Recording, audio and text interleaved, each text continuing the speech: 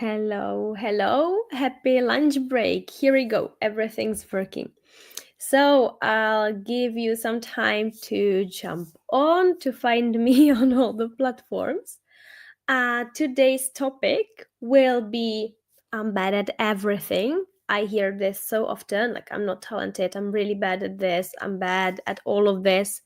And I talk about it as a subtopic quite often. I want to lift it up as a topic on its own and to break it down.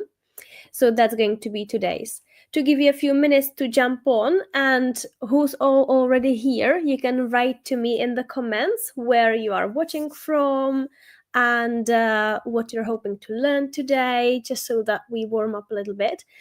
Before I dive into the topic, I would love to invite you again to the series of free masterclasses, Master Norwegian Fast, because we'll be diving much deeper on all these aspects there as well, particularly in masterclass number 3. That's going to be happening on the 6th of February, but in all of them.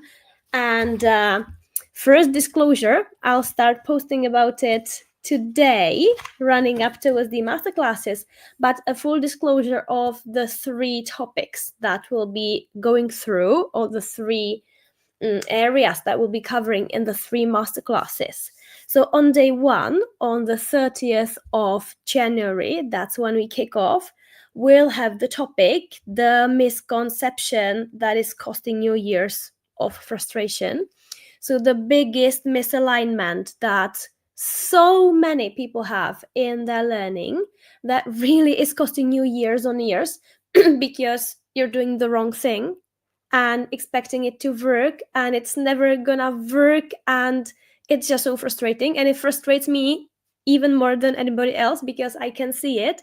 That's one of the reasons I run these free events, so that I spread the word as much as I can, because this really is important. That's the thing that's most costly in terms of time and speed.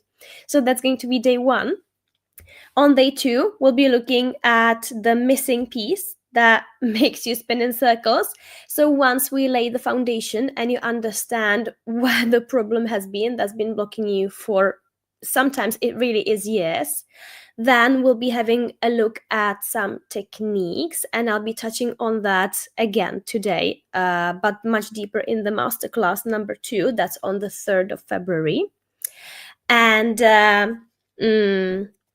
yes, and that will be number 2, and we'll be diving into particular techniques as well. That's very important. We won't have time for them today. And number 3, on the 6th of February, we'll be looking at the topic of, like, I'm trying to do the right thing, but I can't. So the emotional blocks and that kind of stuff. It's a big bag of things. So I'm really looking forward to that. Yeah. Let me see what you are writing, guys. Andres is writing, I'm watching from Bemlo. Stream is freezing on LinkedIn for me, but it could be on my end. I hope it's on your end because then you can watch from the replay later. I can't see any internet problems here, but sometimes it's not visible. So hopefully it's on your end. I'm crossing fingers. Yes, and hilsen till Bemlo. Yeah, I'm sending from Oslo. We have some freezing wind today, so yay. Okay. All right, let me see. Now we're diving into the topic.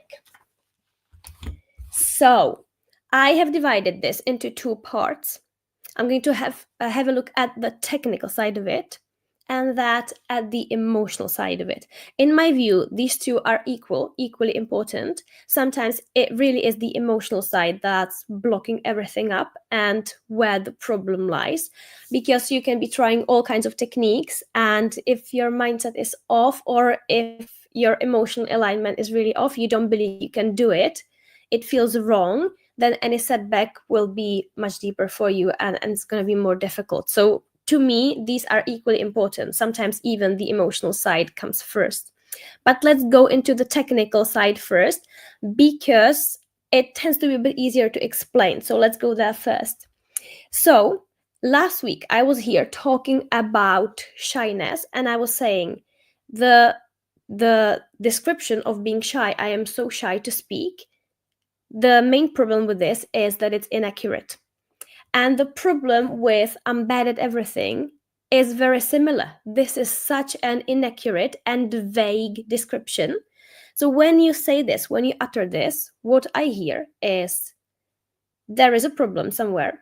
Or it could be multiple problems, right? Or it could be multiple challenges. Doesn't have to be problems. Sometimes it's a problem, sometimes it's just a challenge.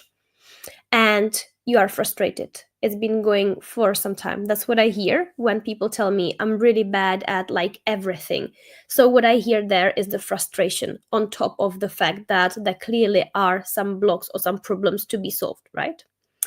And the problem with being bad at everything is that everything is nothing, isn't it? Like if you look at it from a perspective of, for example, a project at work, you see the project isn't going as you need it to be going. It's going more slowly. The results are maybe unstable and it doesn't look good.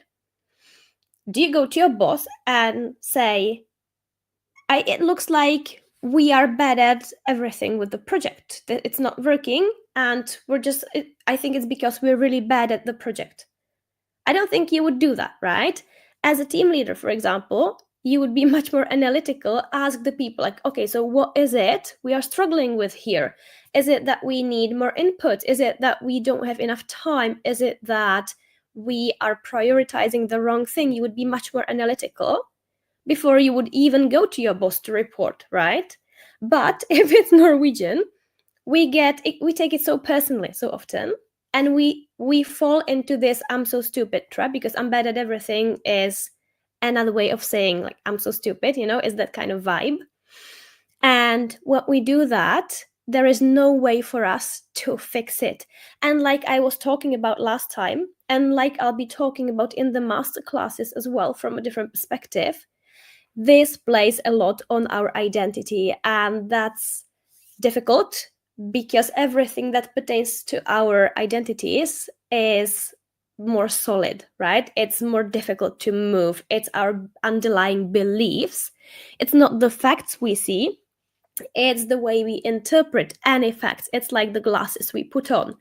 And if you have this identity of being bad with languages, I can never do this, Norwegian is somehow different, these kind of things, this sits deep.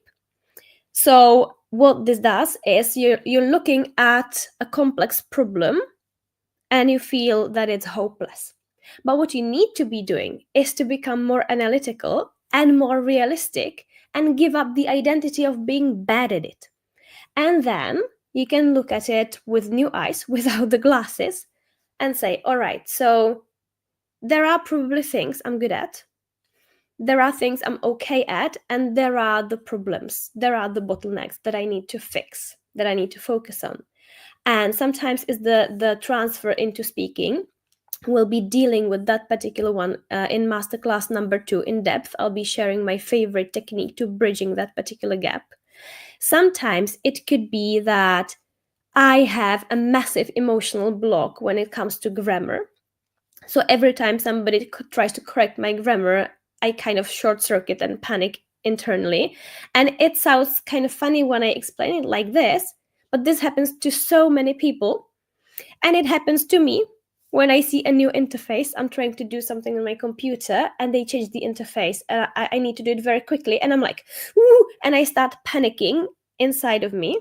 And what I need to do is to calm down and be like, the thing here is not that you are so bad with anything technical. Actually, you're quite capable. The thing with me is I need a bit more time to orient myself. And that's fair enough. It might not be practical, but it's just neutral. Calm down. It's going to be time efficient if I go slowly, all right? And I talk myself through it like that. And I see this particular thing happens a lot to people who start as students with me. And they tell me, like, I hate grammar. I panic when I hear anything about grammar. And I tell them something about grammar, and they're like, I see the eyes go to the side and all that stuff. And I'm like, that's just like me when they have changed the interface in the internet banking. I'm just like, where is my account? And I start panicking. It's the same. But it's not that you are bad at everything with the grammar. you have an emotional block around there, so you need to work on that. So that's your particular thing. Yeah.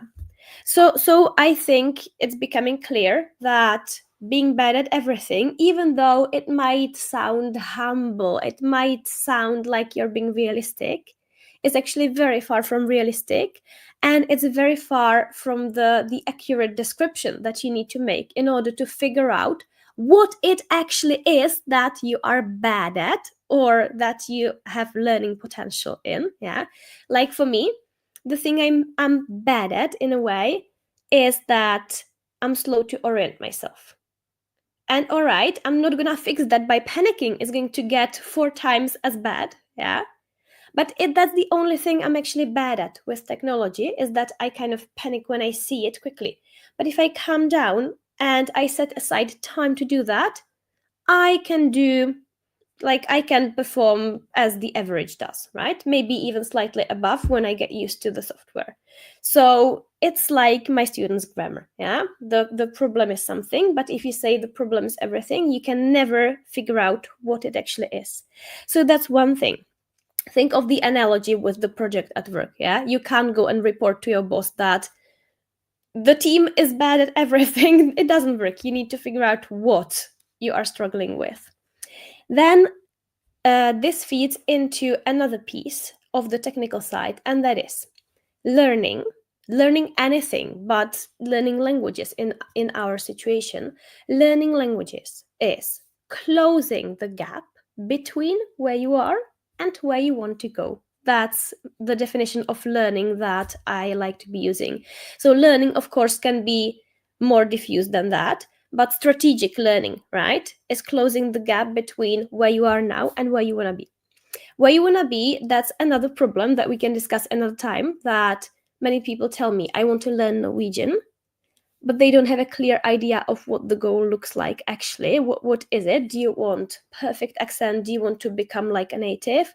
Or do you want to pass an exam? Or do you want to be able to lead small talk? You know, what is the goal in concrete terms? That's another story. But right now we are focusing on the status quo, where you are. Because if you believe that you are bad at everything, then you are lying to yourself and you don't know where you are. And we'll be diving deeper into this again during the master classes, particularly during the second one, but also a little bit during the first one. If you are bad at everything, if you are not talented and you can never do it, if you can't speak because you're shy, like we were discussing in the last live stream, that means that you are closing your eyes towards the status quo and you can't figure out where you actually are. And that means you do not know what the gap that you're supposed to be closing looks like. And of course, if you have multiple issues, multiple struggles, it's very clever to choose between them and be neutral about the rest. But you must figure out first what these are, right? It's never everything.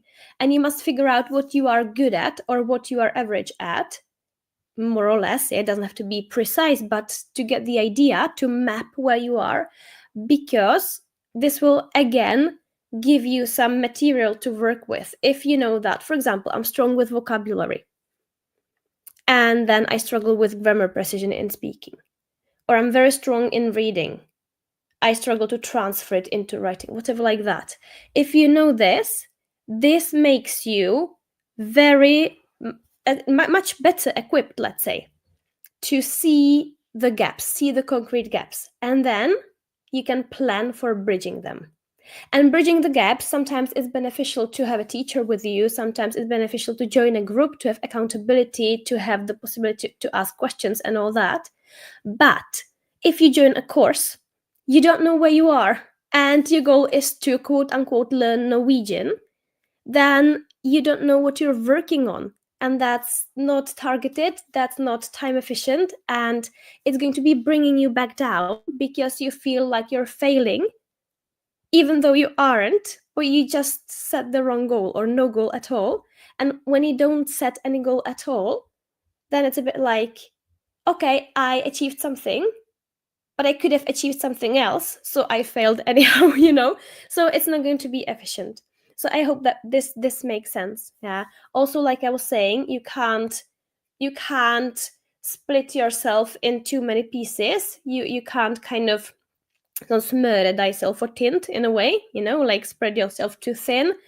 Mm, because if you do, you won't fix anything at all. But if you see the gaps and you work on bridging them, then you'll be efficient if you choose the one thing and work on that.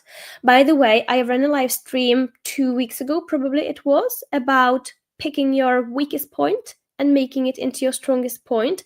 I recommend catching that one, because obviously if you manage to pick your weakest point, you have found the strategic gap, haven't you? And I was discussing this issue of being bad at everything a little bit superficially in that live stream as well. So do catch up on that one if you want to go deeper on selecting the gaps, right?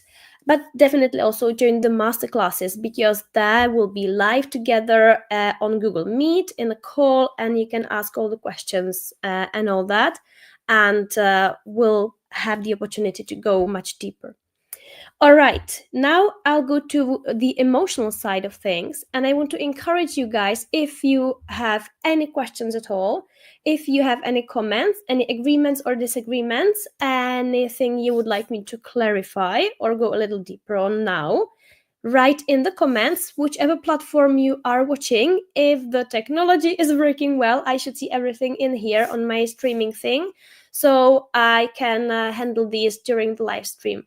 So feel free to write to me. Also write to me where you are watching, those of you who have jumped on later on, where you're watching and what you'd like to learn in here, and if you have any questions, any comments, any experiences to share, because other people tend to appreciate it as well when somebody shares an experience and they're like, oh yes, that's me as well. So it makes people happy to see that they're not alone. So definitely take a minute and share or ask or let me know about your comments. And in the meantime, I'm going to the emotional side of things. So why it's bad to believe that you're bad at everything from the emotional perspective. There are multiple reasons connected to this why this is bad, but the biggest one in terms of efficiency of your learning is triggering the affective filter.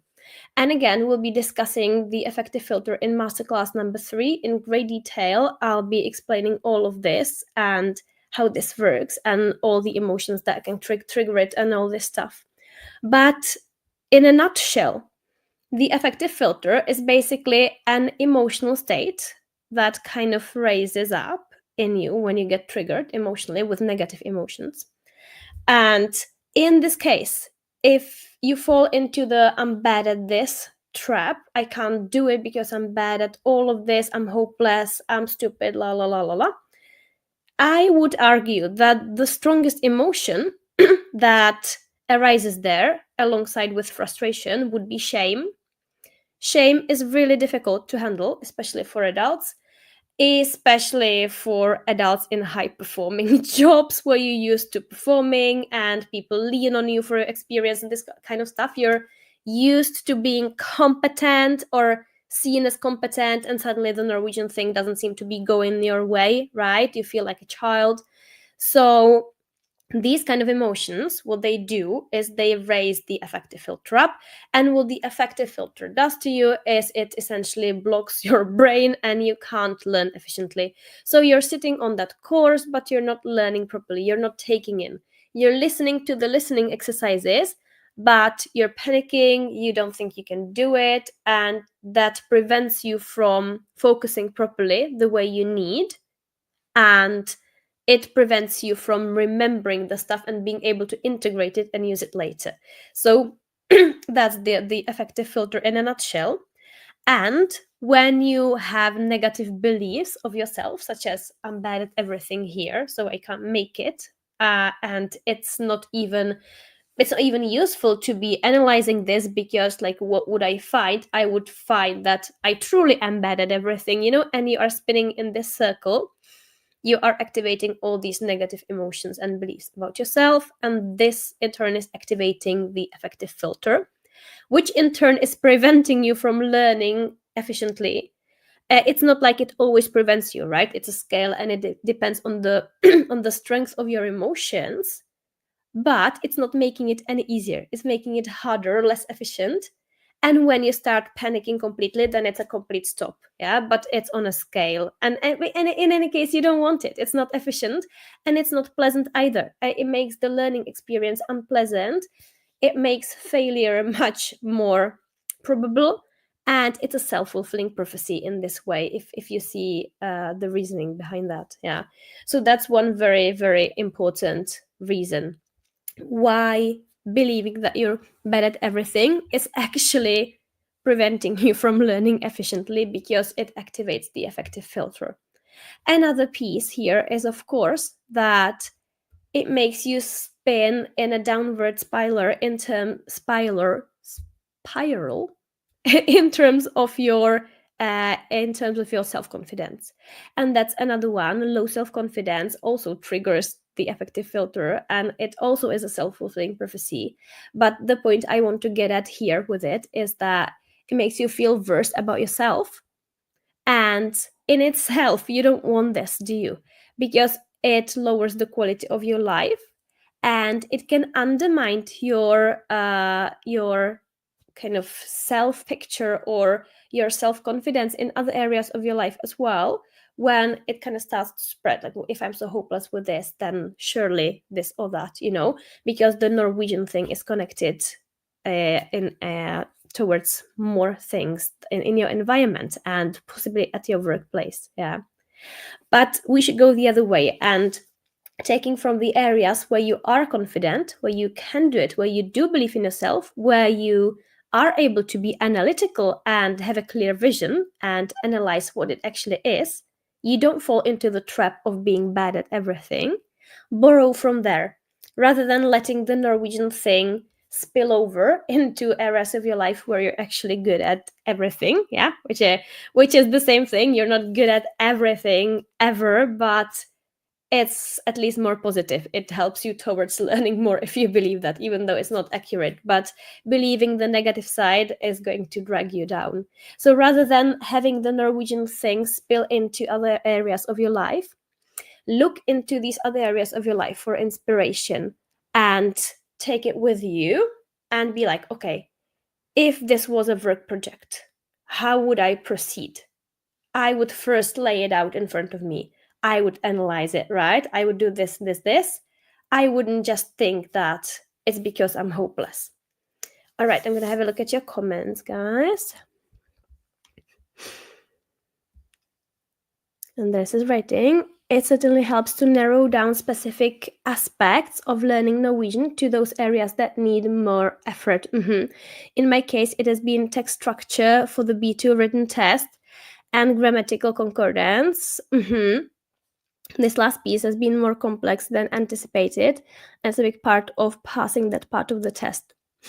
Yes, yes. And here, this is a very nice example, Andres, thanks for that, because here it shows what I was talking about in the technical part about bridging the gap.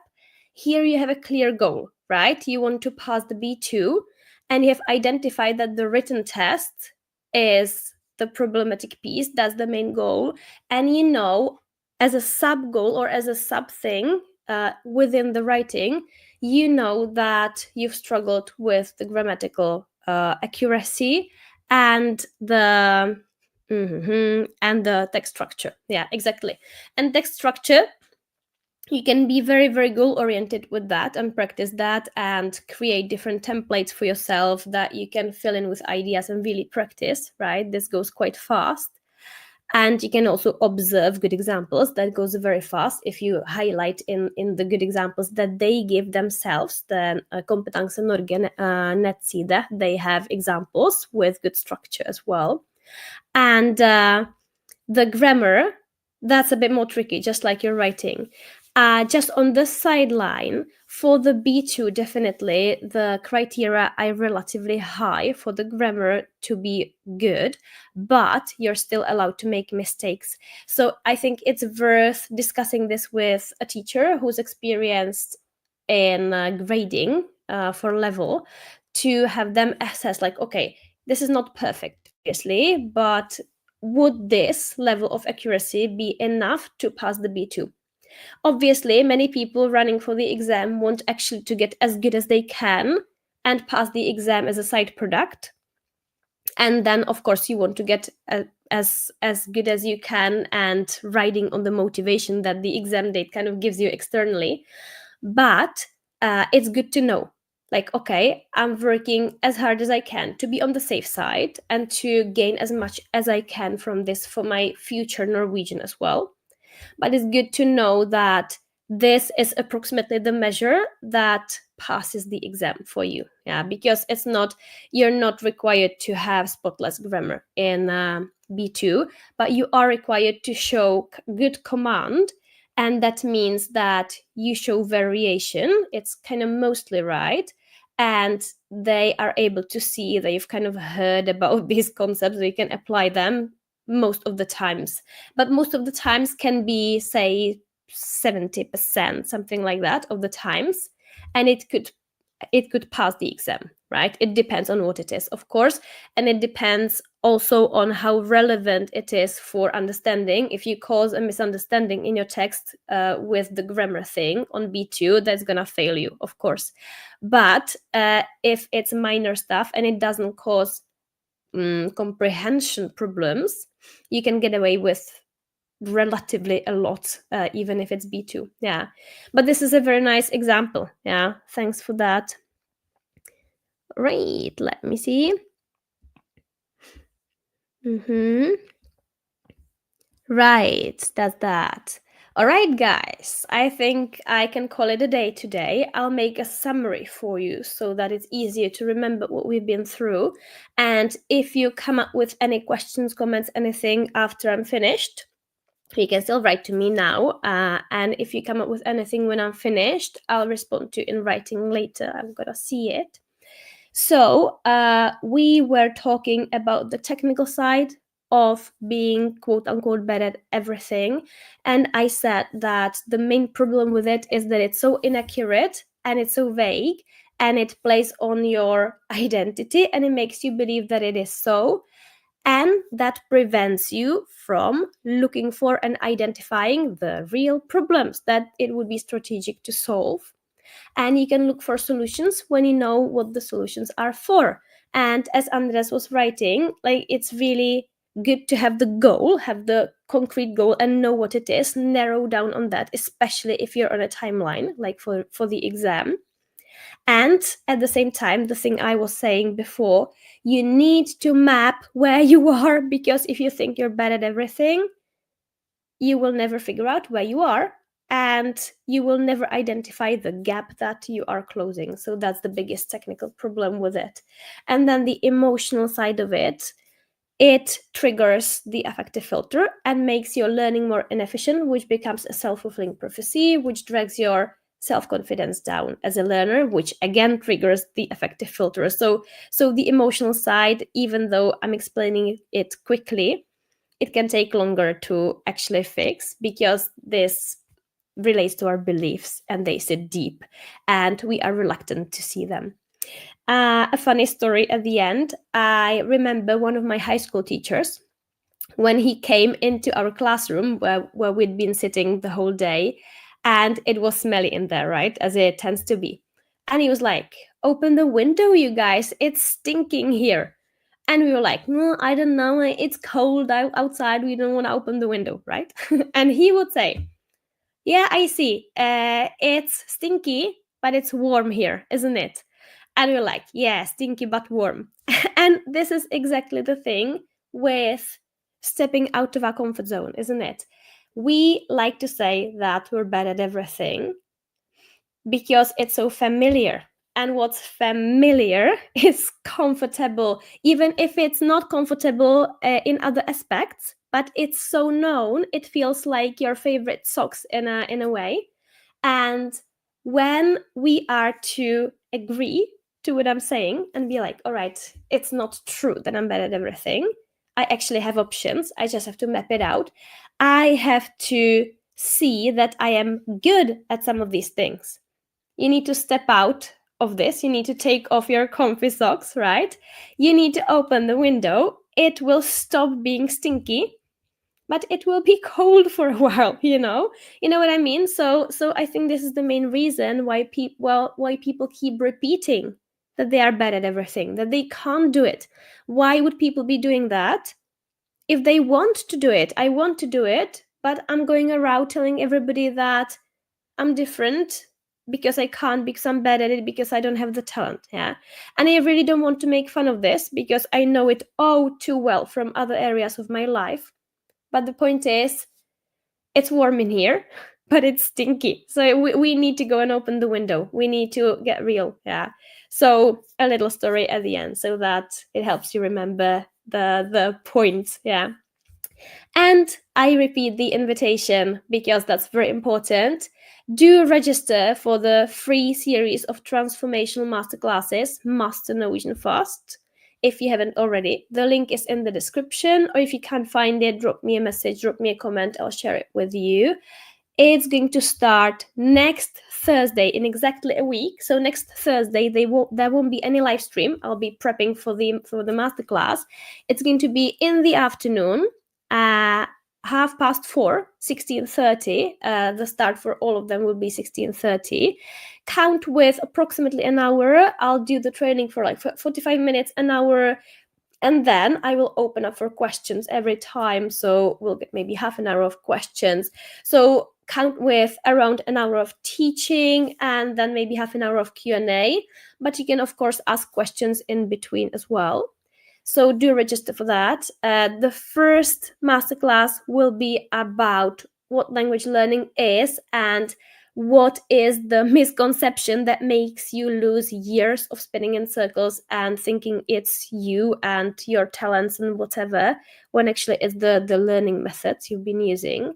So that's the first day, the foundation that needs to be laid so that everything else works. Second day, we'll be talking in a lot of depth about exactly this, bridging the gap. Not exactly this, we'll be touching on this, but we'll be going deeper and broader on bridging the gap and on kind of finding the techniques, the relevant techniques to actually bridge it. And we'll be talking about the most frustrating gap that people share with me, which is I understand the grammar, I can fill in the exercises, it's all fine. But when I speak, it goes wrong. So I can't improve my speaking quality. So that's the one I'll be sharing techniques for as well and diving really deep. And day 3, so day 2 is going to be the 3rd of February. Day 3 is the 6th of February. That's Thursday in 2 weeks' time, so that you have enough time in between to digest. And then we'll be diving into the emotional blocks in learning Norwegian. I'll be sharing some student stories and I'll help you figure out what it might be for you, if it's anything, so that you can get rid of it and speed seriously up. All right, so that's the invitation. I'm getting emotional here because I mean it. Really do join. It's almost obligatory. And it's, of course, for free. All right, that was it. Now I'll take a little bit of a break from the live streams because next Thursday, like I was saying, the masterclass series is starting. And the Thursday after, that will be the last masterclass. So this is a longer program so that you have more time in between to ask questions and to digest. So for 2 weeks, there won't be any live stream, but there will be those masterclasses, which is much better.